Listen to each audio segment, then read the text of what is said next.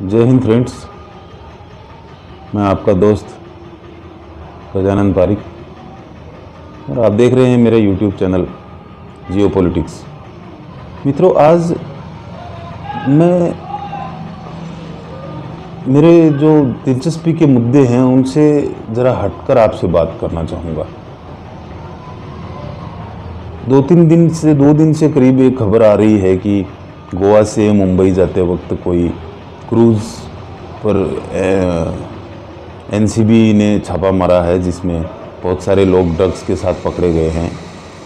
उनमें कई बॉलीवुड की बड़ी हस्तियों की औलादें भी हैं। यही कुछ लोगों ने मुझे कहा कि आप इस पर क्यों नहीं लिखते, आप इस पर क्यों नहीं बोलते। अपनी अपनी सोच है मित्रों। मैं इस मुद्दे पर या ऐसे मुद्दों पर कुछ अलग तरीके से सोचता हूँ। ड्रग्स रैकेट पकड़ाया, सेलिब्रिटी के घर ड्रग्स पकड़ी गई,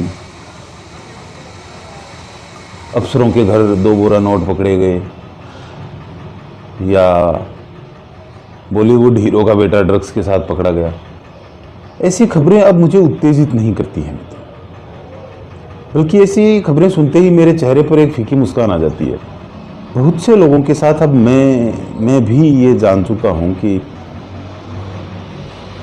ये सब एक दुकानदारी है और अधिक से अधिक कमाई की ट्रिक्स, और कुछ नहीं। अंबानी ने पैसे नहीं दिए तो उसके घर के आगे बमों से भरी हुई गाड़ी खड़ी कर दी।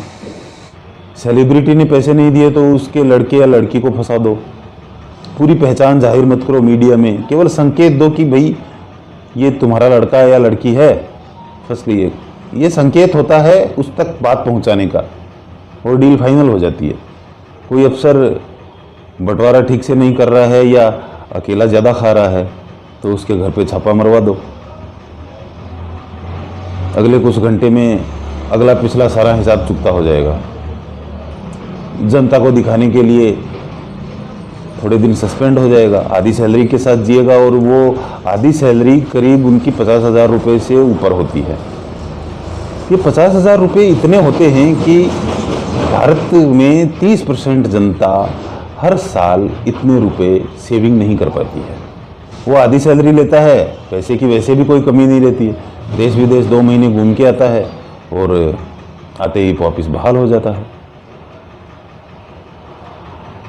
कमो बेस पूरे देश के हर डिपार्टमेंट के हर सिस्टम का यही हाल है।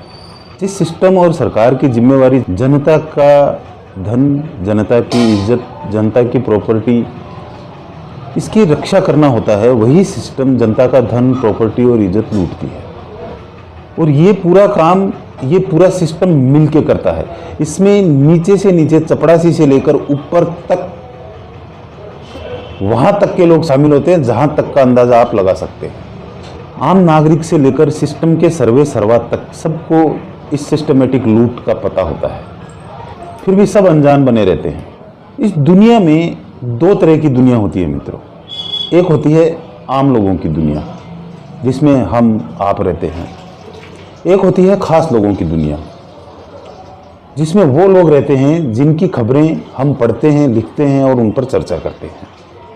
खास लोगों की दुनिया में वो सब होता है जिसे आम लोगों की दुनिया में पाप, अधर्म, अनीति, गैरकानूनी कहा जाता है, मगर उनकी दुनिया में ये सब पार्ट ऑफ बिजनेस है। हम जिसे संविधान, कानून और नियम कहते हैं वो केवल हमारी दुनिया के लिए हैं।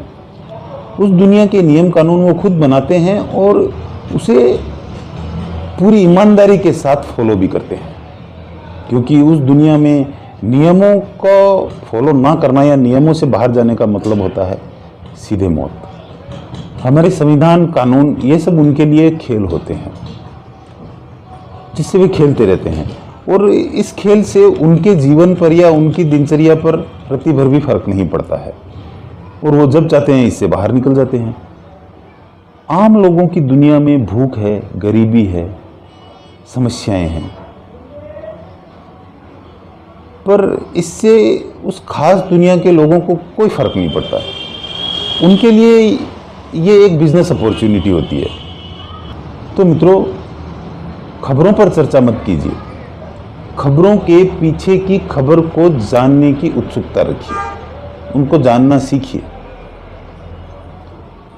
और प्रयत्न कीजिए अपनी एक खास दुनिया बनाने का, क्योंकि आम दुनिया में दुख है, तकलीफ है, और खास दुनिया के लोगों की चर्चा करने के सिवाय और कुछ नहीं है।